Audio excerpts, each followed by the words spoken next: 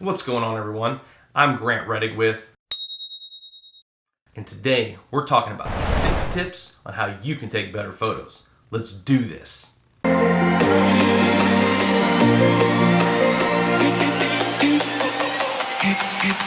In the new digital age, everyone is able to take photos. Between your smartphone, mirrorless cameras, DSLRs, everybody wants to take better photos. So with these 6 tips, you can do just that. Keep in mind that these tips might not be for everybody. As in with any creative field, someone may have different opinions and different thoughts on different processes. Just keep in mind, these are just my opinions. Also remember that gear doesn't matter and that technique and the person behind the camera is what's going to give you better photos. Okay, let's get started with tip number 1, gear. Wait, what? No, I'm not giving you tips on how to talk your spouse into buying that new 40 megapixel camera. That'd be sweet though, right? Knowing your gear is one of the best way to take better photos. Are you able to change your lenses? Are you able to change your aperture, your ISO, your shutter speed? Knowing your gear also makes sure that you get the best shot while you're taking the photos and not having to deal with it in post-production. There are several ways to learn your gear, including reading the manual, watching YouTube videos like this, or just going out and shooting and trying different techniques and different settings on your camera. Knowing your camera and what it can do will ensure that you can take the best photos that you can possibly take. Tip number 2, think before you shoot. So we have our camera ready, we have our subject ready, and then we're ready to take a picture.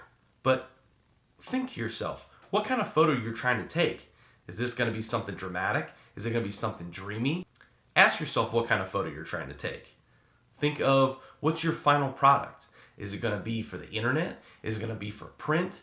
Is it going to be a person? Is it going to be an animal? What is it? What kind of story are you trying to tell? Knowing what shot you're looking for will help you decide what gear to use, what settings to use, and just what subject to use in general. Here's a few examples of thinking ahead before you hit the shutter button. In this photo, we wanted to show our subject in their environment. Showing where our subject is by shooting wide and having the background in focus is part of the story. In this photo, our goal is to isolate our subject and make them the main and only emphasis by shooting close up and by using shallow depth of field. Tip number 3, framing. Properly framing your photos is an easy way to instantly make your photos look better. A photo that's pleasing to the eye is just naturally better. We're not sure why, but it just makes it easy to look at. One of the first framing techniques we learn about in photography is the rule of thirds. These 4 corners are the areas your eyes are first drawn to when looking at a picture. So by putting exactly what you want the viewer to look at, their eyes are drawn to this location immediately.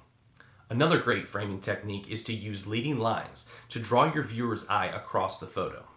These lines entice your eyes to look through the photo and lead them right to the main subject of your photo. Tip number 4, perspective. Perspective is one that a lot of people don't think about. It's one that I personally love. Most people shoot straight on, exactly the way that your eyes would see it in a natural environment. However, by shooting at a different angle, it makes us think something differently. It has another emotion that it evokes. Frankly, it's just fun.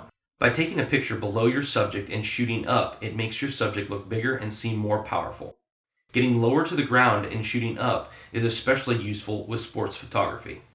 Here, by getting above your subject, you can make the subject seem smaller and less dominant. It is also a great perspective to get several subjects in one shot.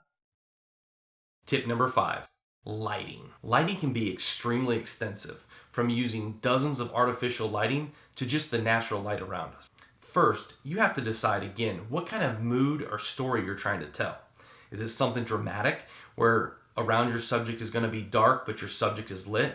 Or is it going to be something bright and creative and fun? Just remember that you can use just natural light to your advantage. By moving your subject into the shade can help reduce unwanted shadows. You can also flag or block the sun, and that will also help reduce these shadows. Tip number 6, shoot everything. This is one of my favorite tips for anybody wanting to take better photos. Most people will tell you to find a niche and stick with it. But I say, shoot everything. Shoot everything that you enjoy. Maybe you're shooting sports photography, macro, landscape, whatever it is, it's going to make you a better photo. I'm a big proponent of finding different genres to shoot in. This will teach you to learn to shoot in different environments and in different situations. Sports photography causes you to make quick decisions and anticipate moves. Macro photography teaches you how to use depth of field throughout your photo to get everything in focus. Landscape photography helps you to use the rule of thirds and use foreground and background elements in your photos. Wedding photography encompasses many different types of photography and makes you think on your feet for once-in-a-lifetime moments. One last free tip in all this: passion. If you don't have passion for what you're doing, it's going to show in your photos. You have to enjoy what you're doing. And again, that's why I say go out, shoot, have fun. It doesn't matter what other people think. Enjoy yourself. Thanks for watching.